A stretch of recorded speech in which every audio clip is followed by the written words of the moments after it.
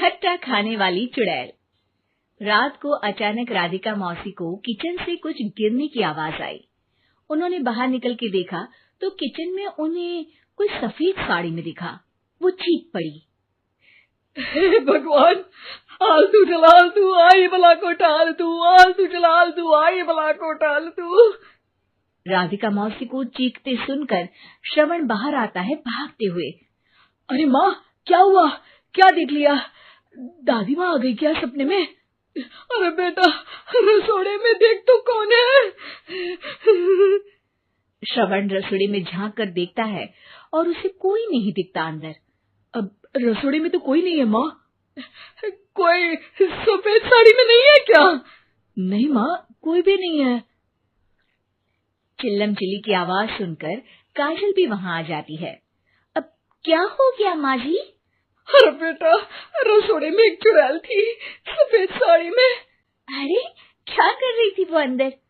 अरे बताया नहीं, कल आएगी ना तो पूछ लूंगी। चुड़ैल जी, आपका क्या प्लान है?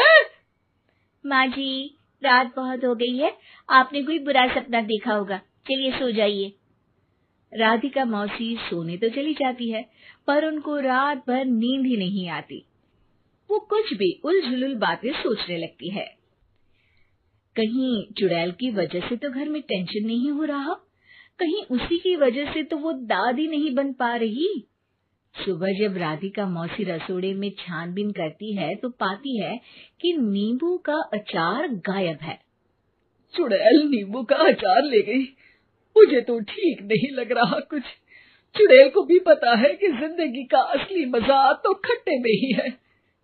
राधिका मौसी झट से श्रवण को फोन कर देती है।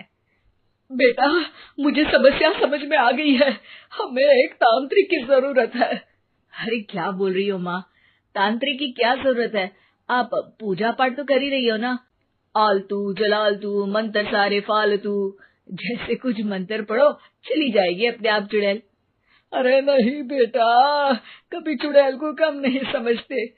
अरे तुझे पता भी नहीं चलेगा कि कभी वो छल करके काजल की जगह घर की बहू खुद बन जाएगी। क्या माँ, कुछ भी बोल रही हो? कहाँ काजल और कहाँ चुड़ैल? वैसे एक बात बताओ, काजल को अगर गाने के लिए बोल देना तो चुड़ैल काजल की आवाज सुनकर घर तो क्या धरती लोग छोड़कर चली जाएगी। तुम ना पढ़े लिखे बच्चे हर चीज को मजाक समझते हो। तुम रहने दो, मैं खुद ही तांत्रिक को बुला लेती हूँ। अच्छा सुन, शाम को इमली लेके आना। क्या है कि चटनी खाए बहुत दिन हो गए है ना? नहीं माँ, इमली तांत्रिक से ही मंगवा लो ना, आटा वगैरह भी उसी से पिसवा लेना। देखो मुझे काम करना है। श्रवण रात को कई तरह की सब्जियों के साथ माँ के कहने पे चटनी के लिए इमली भी ले आया था, लेकिन राधिका मौसी के दिमाग में अलग ही फिल्म चल रही थी। उन्हें अब सिर्फ शक ही नहीं यकीन होने लगा था कि शायद चुड़ैल ने श्रवण पर अपना जाल बिछा दिया था, जिस वजह से श्रवण उनकी बात ही नहीं मान रहा था। पर कोई नहीं, आने वाली रात में राधिका मौसी खुद तैयार हो गई चुड़ैल को पकड़ने के लिए। रुद्राक्ष की माला, तुलसी का पत्ता, हनुमान चालीसा सब हाथ के पास ही था, बस चुड़ैल का इंतजार था। और जैसा राधिका मौसी ने सोचा था वैसा ही हुआ। वो चुड़ैल उस रात भी आई, पर वो राधिका मौसी से तेज निकली और राधिका मौसी के उससे पकड़ने के पहले ही वो भाग खड़ी हुई। जरूर बहू पे साया है उस चुड़ैल का, तभी तो श्रवण के कमरे में गई है। और अगली सुबह राधिका मौसी पिछली रात हुए हमले में किन चीजों का नुकसान हुआ उसका हिसाब लगा रही थी। उनके खेमे से एक आम के अचार की शीशी भी गायब हो चुकी थी, और वो इमली भी जो कल श्रवण लेकर आया था। राधिका मौसी इस बारे में सोच ही रही थी कि श्रवण जल्दी से रसोड़े में आकर दवाइयों की पोटली ढूंढने लगता है। अरे बेटा, क्या हो गया? अब माँ, वो काजल की तबीयत खराब है, बहुत घबराहट हो रही है उसे। हे भगवान, मैंने पहले ही कहा था कि तांत्रिक को बुला लेते हैं, पर नहीं, अब देखो उस चुड़ैल ने काजल को अपने वश में करना शुरू भी कर दिया है। हालांकि श्रवण भूतों में विश्वास नहीं करता था, पर अब वो भी डर जाता है। और राजी हो जाता है एक तांत्रिक को बुलाने के लिए। कुछ ही घंटों में तांत्रिक आ जाते हैं और राधिका मौसी तांत्रिक जी को सब बता देती है।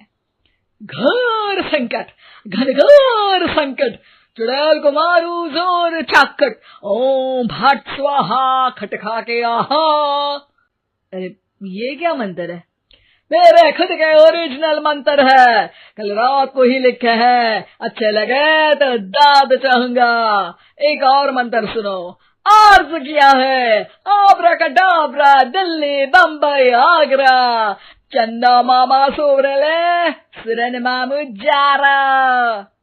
ये मंत्र है? अरे कोई 40 वालीसा पढ़ो ना। वक्त कम है, 40 नहीं पड़ेंगे, 20-25 में काम चलाना पड़ेगा।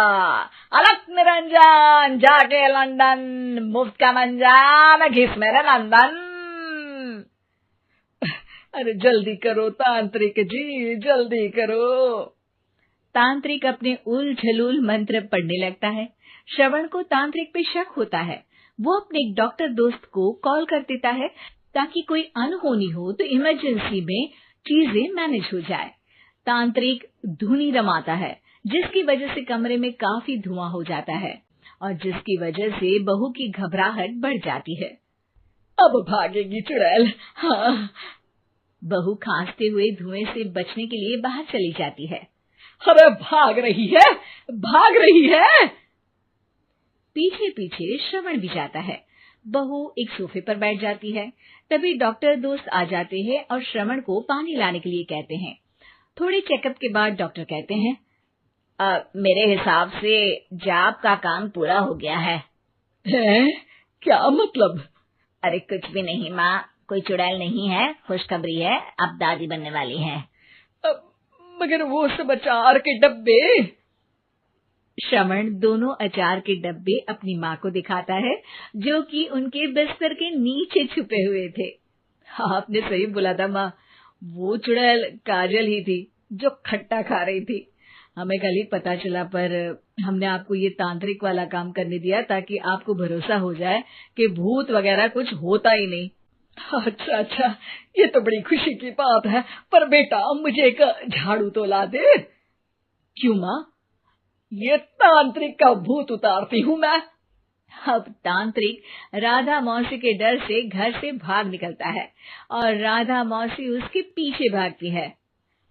अरे संकट ये घनघोर है, तांत्रिक मुआ चोर है।